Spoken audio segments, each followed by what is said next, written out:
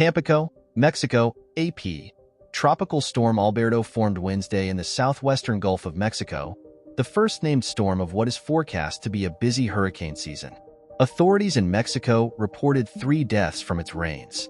Alberto, which is bringing strong winds, heavy rainfall, and some flooding along the coasts of Texas and Mexico, is expected to make landfall in northern Mexico early Thursday.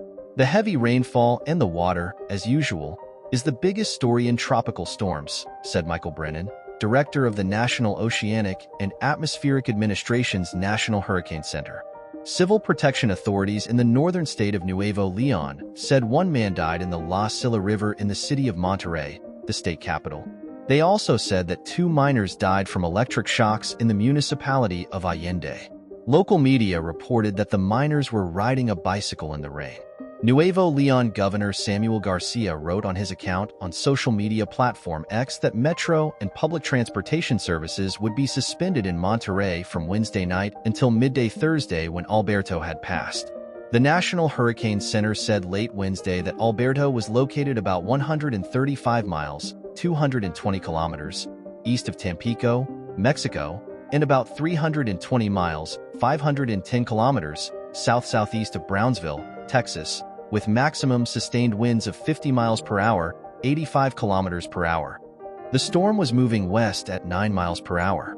The center of the storm was expected to reach the northeastern coast of Mexico, south of the mouth of the Rio Grande, by Thursday morning. As much as 5 inches, 13 centimeters, to 10 inches, 25 centimeters, of rain was expected in some areas along the Texas coast, with even higher isolated totals possible, Brennan said.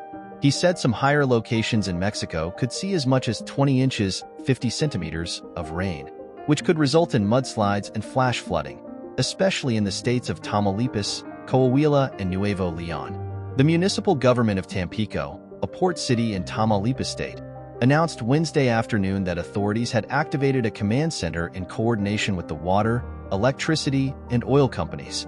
Many residents were excited about the prospect of heavy showers, as Tamaulipas and most of Mexico has been dealing with extreme droughts. We have been needing this water that we're now getting, thank God. Let's hope that we only get water, said Blanca Coronel Moral, a resident of Tampico. Our lagoon, which gives us drinking water, is completely dry. Tamaulipas Governor Americo Villarreal said Wednesday on X that schools across the state will remain closed between Wednesday and Friday.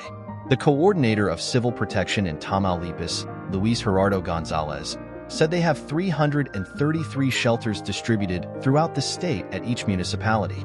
As the storm moves, we will be opening up more shelters. Authorities urged residents to be aware of the alerts the state and municipal civil protections are sharing. They anticipate the storm arriving overnight with communities closest to the coast most affected. Tropical storm warnings were in effect from the Texas coast at San Luis Pass southward to the mouth of the Rio Grande, and from the northeastern coast of Mexico south of the mouth of the Rio Grande to Tecolutla. Rapid weakening is expected once the center moves inland, and Alberto is likely to dissipate over Mexico on Thursday, the center said. The U.S. National Weather Service said the main hazard for southern coastal Texas is flooding from excess rain. On Wednesday, the NWS said there is a high probability of flash flooding in southern coastal Texas. Tornadoes or waterspouts are possible.